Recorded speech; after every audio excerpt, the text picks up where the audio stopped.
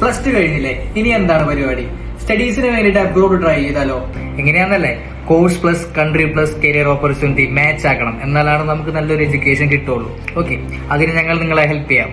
Okay, I will explain. Plus two science പഠിച്ചിരിക്കുന്നവരാണോ നിങ്ങൾക്ക് പറ്റുന്ന ബെസ്റ്റ് ഓപ്പർച്യൂണിറ്റിയാണ് നഴ്സിംഗ്, IT, ഹെൽത്ത് കെയർ, അതുപോലെ തന്നെ എഞ്ചിനീയർ മാനേജ്മെന്റ്.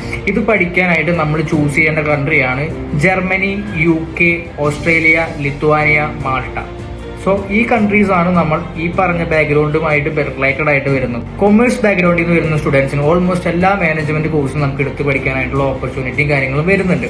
ഓക്കെ, നമ്മൾ ചൂസ് ചെയ്യേണ്ട കൺട്രി ഏതാന്ന് വെച്ചാൽ കാനഡ, ഓസ്ട്രേലിയ, നെതർലാൻഡ്, അതുപോലെ തന്നെ ലാറ്റ്വിയ തുടങ്ങിയ കൺട്രീസ് ആണ് മാനേജ്മെന്റ് റിലേറ്റഡ് പഠിക്കാനായിട്ട് ഏറ്റവും ടോപ്പ് റൈറ്റഡ് ആയിട്ട് വരുന്ന കൺട്രീസ്. ഓക്കെ, അപ്പൊ നമ്മൾ ചൂസ് ചെയ്യുമ്പോൾ ഈ കൺട്രീസിൽ വേണം നമ്മൾ ചൂസ് ചെയ്യാനായിട്ട്. ഇനി ഹ്യൂമാനിറ്റീസ് ബാക്ക്ഗ്രൗണ്ടിൽ നിന്ന് വരുന്ന സ്റ്റുഡൻസിന് എടുത്ത് പഠിക്കാൻ പറ്റുന്ന കോഴ്സാണ് സോഷ്യൽ കെയർ, അതുപോലെ തന്നെ മീഡിയ റിലേറ്റഡ് ആയിട്ടുള്ള കോഴ്സസ്, ടൂറിസം മാനേജ്മെന്റ്, അതുപോലെ തന്നെ ഹോസ്പിറ്റാലിറ്റി മാനേജ്മെന്റ്. പക്ഷെ നമ്മൾ ചൂസ് ചെയ്യേണ്ട കൺട്രികൾ ഇതൊക്കെയാണ്: അയർലാൻഡ്, ഇറ്റലി, ഫ്രാൻസ്, ന്യൂസിലാൻഡ്. ഇനി എന്തൊക്കെ എലിജിബിലിറ്റി ക്രൈറ്റീരിയ ആണ് നമ്മൾ ഇനി മീറ്റ് ചെയ്യേണ്ടത്? മിനിമം 50 to 60% ഉള്ള ഏതൊരു സ്റ്റുഡൻസിനും നമുക്ക് എബ്രോഡ് പോയിട്ട് പഠിക്കാനായിട്ടുള്ള ഓപ്പർച്യൂണിറ്റി ഉണ്ട്.